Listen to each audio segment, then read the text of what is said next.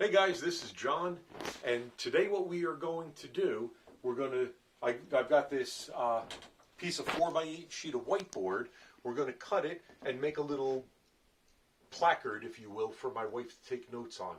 And anyway, a lot of what we do is repurposed and reclaimed. This just happens to be a reclaimed piece of whiteboard, and we are going to cut it, and I am going to show you how to cut it. I'm going to show you the blade to use, and we're going to go over a couple safety things also.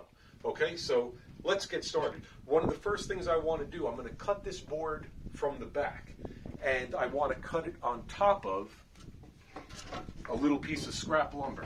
So I've got this piece of 1x6. We're going to lay that down. We're going to lay down our piece of whiteboard.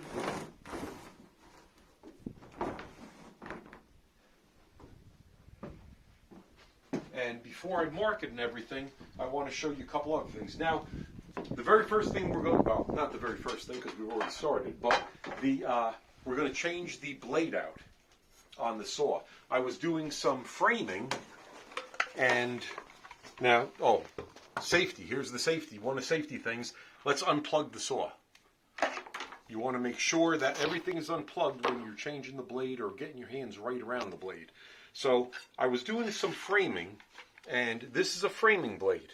You can see the teeth are coarse. This is a carbide tipped blade. You can see how coarse the teeth are. That's going to give us a very rough cut, not a fine cut. The blade I am going to use, this is it says it right there, this is a plywood and paneling blade. It's used, obviously we used it several times, we're going to use it again. You can see how fine the teeth are on this. Now we're going to change the blade. So, with the saw unplugged,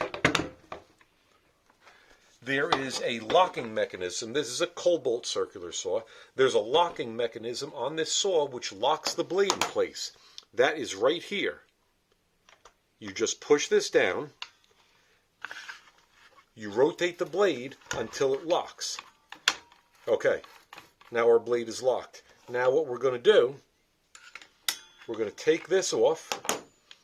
This is the bolt that holds the blade down. You want to make sure you don't lose anything. So this comes off.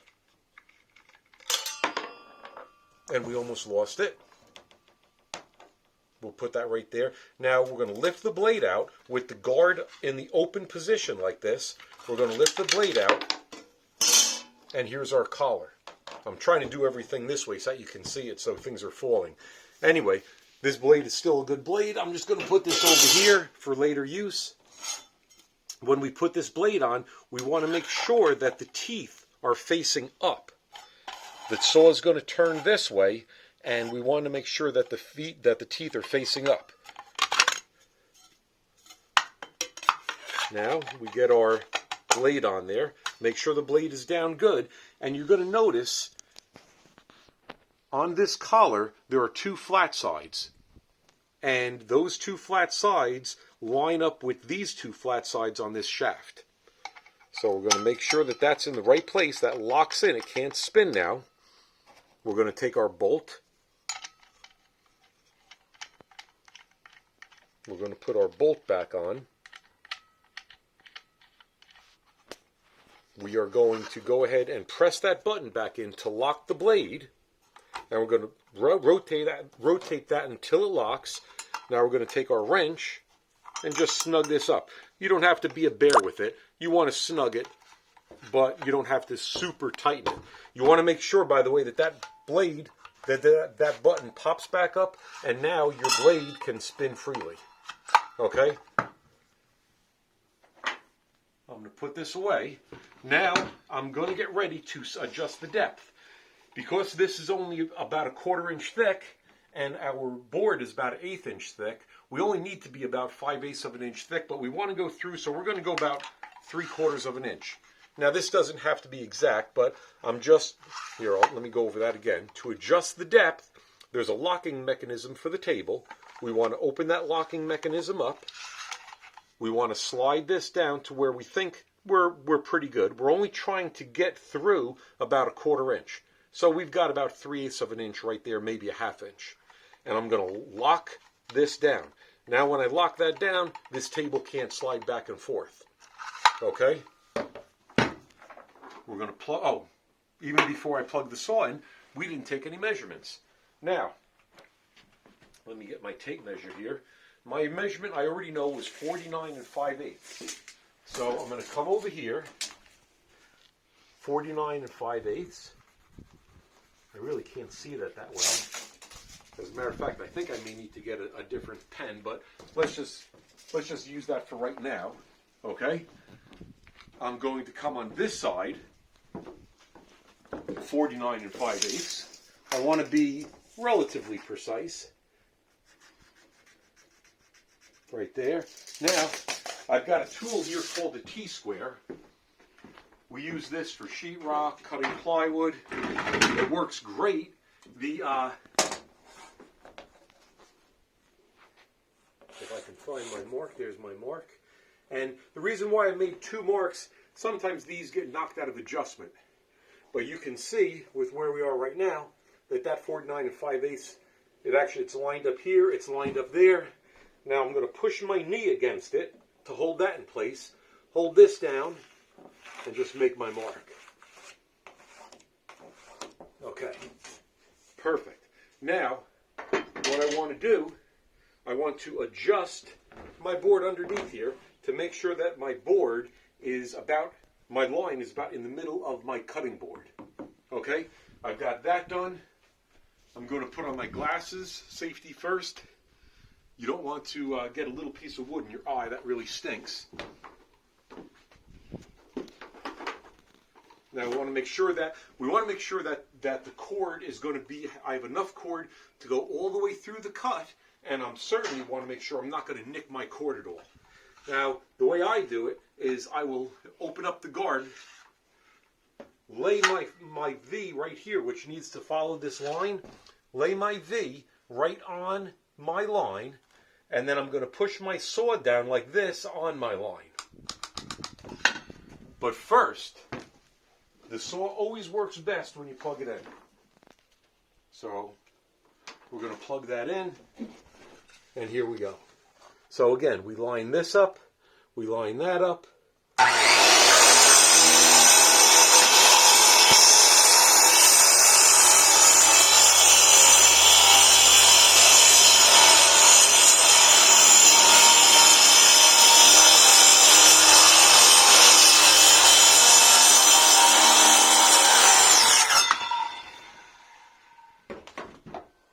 And let's take a look at our cut now.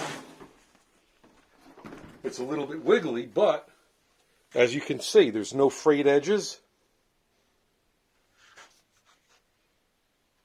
and no chips. Now, I'll give you another example of, let me set this off to the side. I'm going to pick this piece up.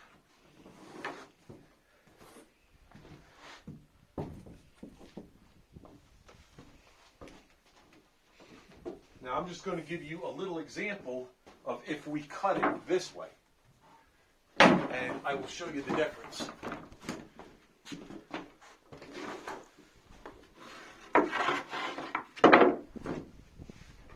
This is the 48-inch side, which I actually need to cut this down to 39, but this is the 48-inch side. I always want to make sure I'm not cutting the wrong side. So this is basically my scrap. Now what I'm going to do,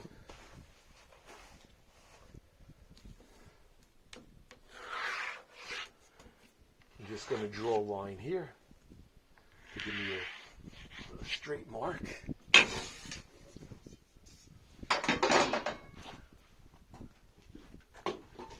Okay, let me get my cord situated. Again, I'm going to put that V right on my line. I'm going to come down with the blade right on top of my line.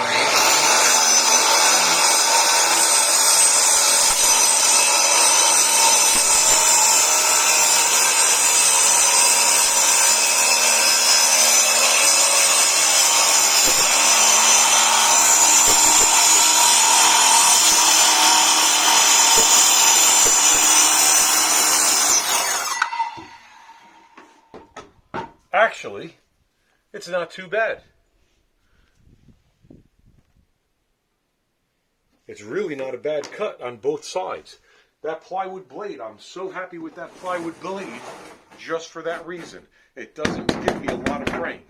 Anyway, guys, there you have it. I'm hoping to have more basic tutorials for anybody who wants to do little projects. Guys, if you like what we did, press that like button and subscribe. And thank you very much. Have a great day. Bye-bye.